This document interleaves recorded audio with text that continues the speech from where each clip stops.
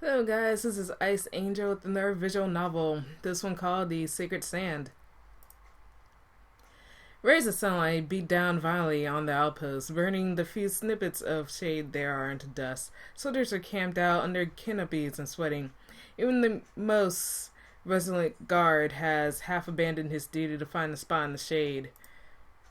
I haven't escaped this fate. I too cling to what little darkness I have under the roof of my stall as I fan myself rather ineffectively with my right hand. I've been here 3 months now, and the weather doesn't seem to change. It's always scorching hot in the day and freezing cold at night. I let out an aspirated sigh. I'll never get used to this. My mind finds itself wondering the simple thoughts like how nice it would be to take a cool bath. Even if it wasn't ice cold, it'd be nice just to get rid of that sweat. Seems like he's desert life. The irony is that I'll be thinking the exact opposite tonight in my tent when I'm wrapping myself tightly in the one blanket I brought for personal use. Good afternoon, Lore.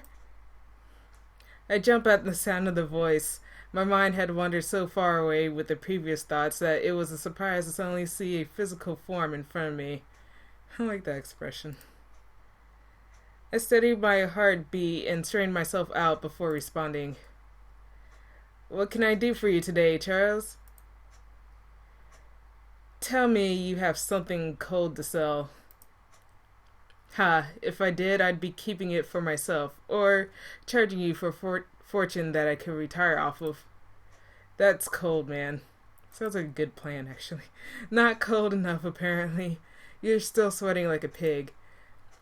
Haha, I suppose you've made your point. Indeed. Well, if you don't have anything like that, how about something else? Did you get anything good in? As a matter of fact, I did. A shipment of wine I ordered came in earlier today. I've tasted better, but for its price, the stuff can't be beat. Lord, buddy, I was sold at wine. How much is it going to cost? 12. I don't know what that is. But for you, I'll knock off 2 if you promise to share a sip of it with me when you open it. A sip, huh? Last time we drank together, I seem to recall you finishing off half of the bottle before I even touched my glass. Dang. Haha, well, I'm afraid I can only plead guilty to that charge. Yeah, alcoholic. Tell you what, how about you offer me 2 for 20 and you get a whole bottle to yourself when we drink tonight? Well, I suppose I can do that for you, Charles. Don't pretend you aren't thrilled. Well, the wine is good and all. It's the company I'm not so sure about. Ouch. And here I was going to be nice and tell you that a certain someone may be visiting the outpost today. In fact, that certain someone may be over at the gate right now. I blink, attempting to process the information. Someone that I would want to see. I thought about it for little more than a second before I figured it out. Charles, I'll take off the full price of one of the bottles. Just pay me for the other one later. I've already jumped over the stall's counter and I'm heading towards the gates as I call back to Charles once more. And don't you dare take more than 2. I count my stock. Charles laughs and yells back at me, but by now I'm too far away to make out what he said. Dang, I have not done this in so long. Oh, God. Alright, here we go. Once the gates are within my sight, I quickly scan each face I come across with only to be disappointed. None of them are who I'm looking for. I start to wonder if maybe I'd gotten it wrong when I see a profile I'm familiar with. As I approach, the man turns. He's a fairly large man, not overly built, but definitely not on the scrawny side either. His eyes are as brown as his spiky hair, and he always wears the same stoic look when I'm not around. Most people think that he's not the aloof type, but that's not true at all. We lock eyes, and he breaks into a smile as I launch myself at him. His broad chest is warm, and I can't help but smother him. It's been way too long since I saw my brother. Well, I suppose I shouldn't call him my brother. It's a little more complicated than that. We don't share the same parents, so he's not related to me at all. I'm not even of the same social class as he is. Idan comes from a line of nobility, and I, well, don't. Still, we grew up together. My mother worked as a maid for Idan's father. Since his parents were always busy, my mother was tasked with raising Idan as well as me. It ended with Idan's father firing my mother. It wasn't her fault. I think he was just scared because, well, he didn't like how close I was with Idan. Dang. It didn't keep us apart, though. I didn't got a job in the military and became independent of his parents. He says I should come stay with him, but I would hate to be a mooch. I feel like I've got to make my own way too. That doesn't mean I'm not glad to see him though. I can't even begin to describe how wonderful it is just to be near him again. After several moments, I finally managed to pull myself away from him. I would have been perfectly content to stay there all day, but I also wanted to talk to him face to face. It has been 2 whole years since I've last saw him, and I'm not missing this chance to catch up. It's so good to see you, Idan. He smiles warmly, repeating the exact same sentiment. It's been too long, Lore. How long are you staying? Not long. I was sent to deliver a message, which I have done. I'll have to head back soon, unfortunately. So you can't even stay the night? I'm afraid not. I frowned, disappointed at this news. I had gone to see Idan, but now he had to essentially turn around and leave. I looked back up at Idan, trying to put on a cheerful face for him despite my new mood. He looked just as disappointed as I had in the lack of time. However, instead of wasting it, he continued the conversation. So, how's business? Pretty good. I mean, it's kind of slow now since I'm only selling to soldiers. But back at, I make a fair sum. That's good to hear. And you? How's the military business going? Well, it's keeping me financially well off, but I can't say I typically enjoy the work. Rarely perform duties that I can wholeheartedly approve of. That's military. I see. Sorry. I didn't mean to bring down the mood. It's okay. Can I ask what the message was about? It's not putting you in danger, is it? No. Nothing like that. It's just a straightforward messenger job. I only got it because I requested it. You requested it? Well, you were here. Aydin hardly gives me time to develop that warm, fuzzy feeling before he changes topic. Seeing as you're a member of this outpost, you'll hear the message soon enough anyway, so I think it wouldn't hurt to tell you. They're sending reinforcements to his outpost. They're sending reinforcements? Why do that? Isn't this outpost already fortified well enough? They're hoping to launch an attack on the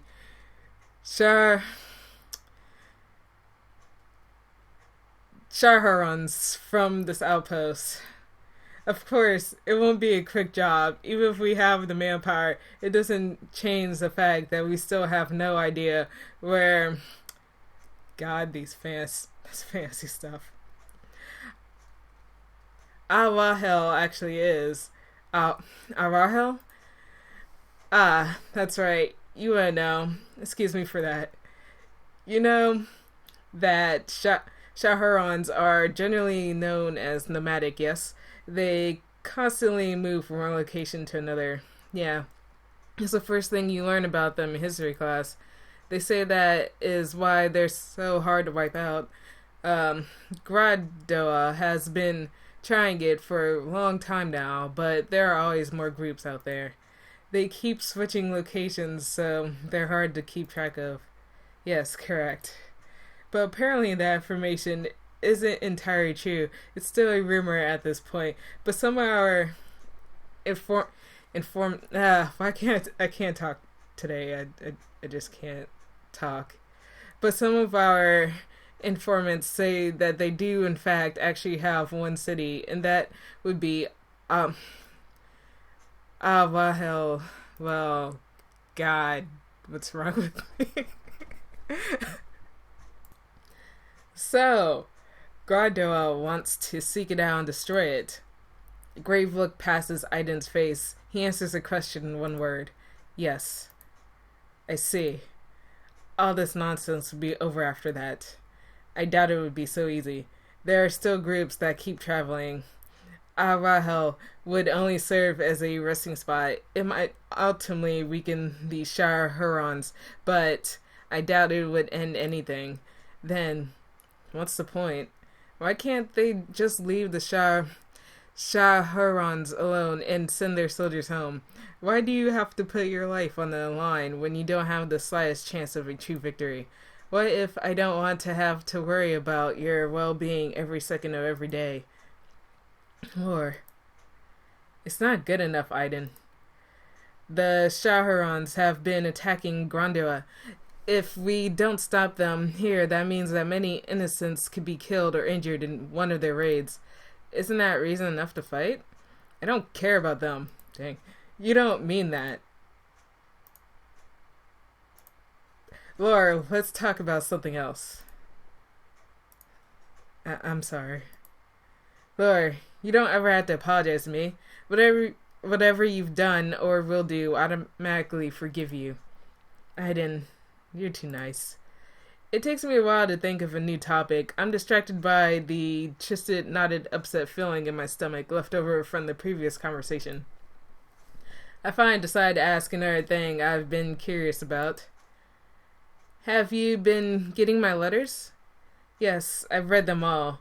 I just haven't had the time to respond to them. Then should I send fewer? I know you're busy and all. No? I just realized he's blushing. I mean, I don't want you to stop writing. Idan says the next part in almost a whisper. Like getting your letters. The statement hangs in the air for a moment. It's unusual for Idan to lose confidence when he's with me. Realizing I've been quite a moment too long, I speak up. It's been quite... whatever.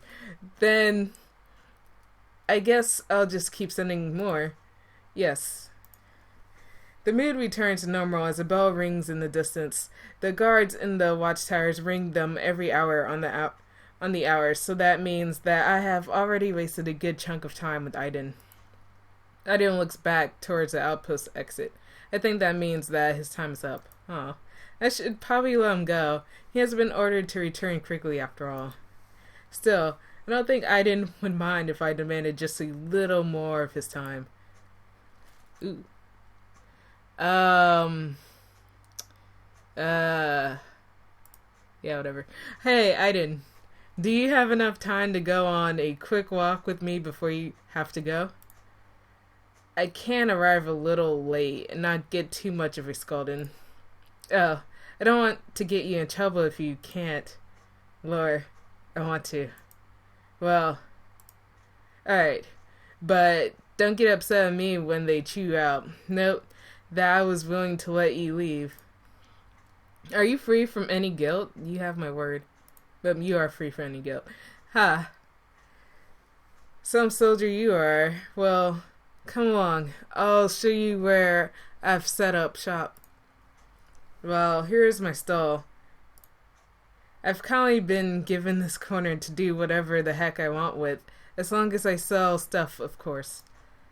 I like what you've done with those boxes, and the patches on top of the tent give it a real homey feel. Haha. I know, right? And to think, someone was just going to throw that away. And there is the inside of Charles' tent. I do believe he owes me 10. You bringing the muscle down on me, Laura? That's right. Pay up, or if I didn't take you out back and finish you off. You want me to do what? It's a joke, Idan. Ah, I see. This lovely little rag on sticks would be my tent. No, it's small size. You may think that's a disadvantage, but on the plus side, I don't have to share it with anyone. It's a prime property to be sure. I'd show you the inside, but I'm not sure we'd both fit. I bet it's messy too.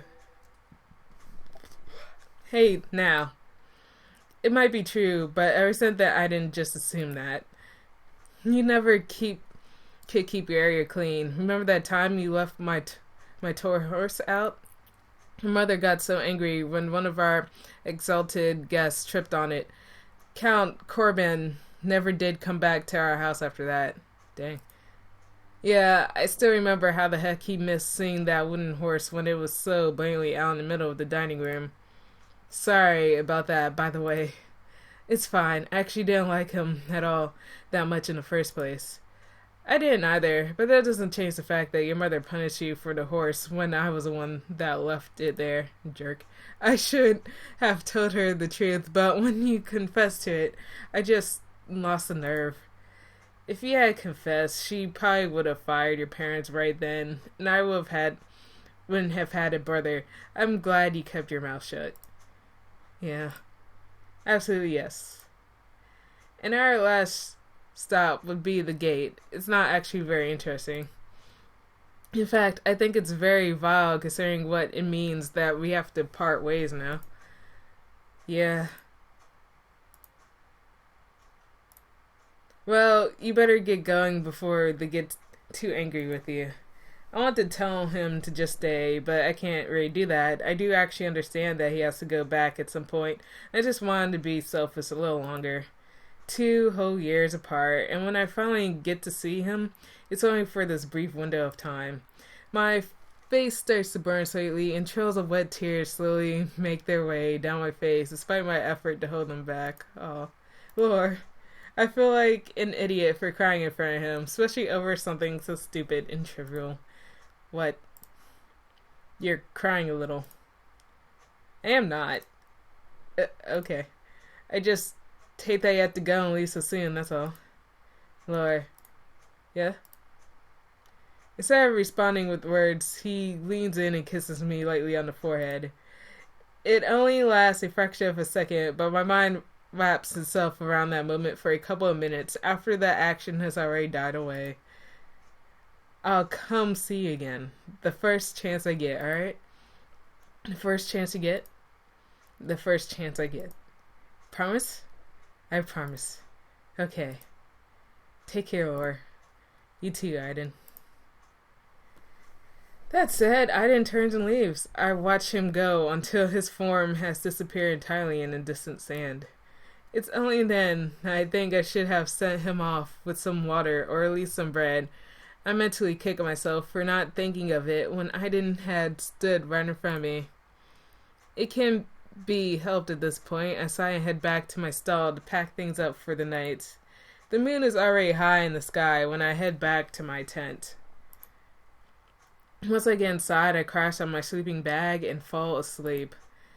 At first, it's just dark. I can't tell anything about where I am. I don't even recall what I was doing. Then I realize my eyes are closed. The simple solution is to open them, so I do. The light blinds me and blinds the reader as well, and I close my eyes quickly. This next trial, when I open my eyelids slowly and adjust to the light. Finally, I start to make out my surroundings. It's a field. One that I know rather well, actually. Aydin and I used to play here all the time since it was located just behind his family's estate. We didn't play a lot of the normal games like tag or hide and seek, even though those sort of games would have been perfect for such a location. Aydin never wanted to be apart from me for a moment. I think it was difficult for him to make friends. Anytime he asked his father or his mother if he could bring someone over, they'd scoff and say something like, "Should you really be wasting your time with that lower-class peasant?" One day, he just stopped asking. He told me that a few years after my mother and I arrived there, I had asked him something about it. I can't remember the exact question. But then he said, "But none of that matters. I don't need any friends." My heart went out to him. I couldn't help but pity him. But that wasn't what he was asking for me. When he said he didn't need any friends, he meant, "Because I have you, Laura."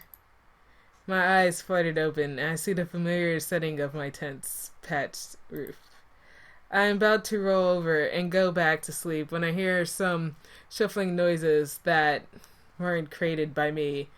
And I think I should pretty much stop here.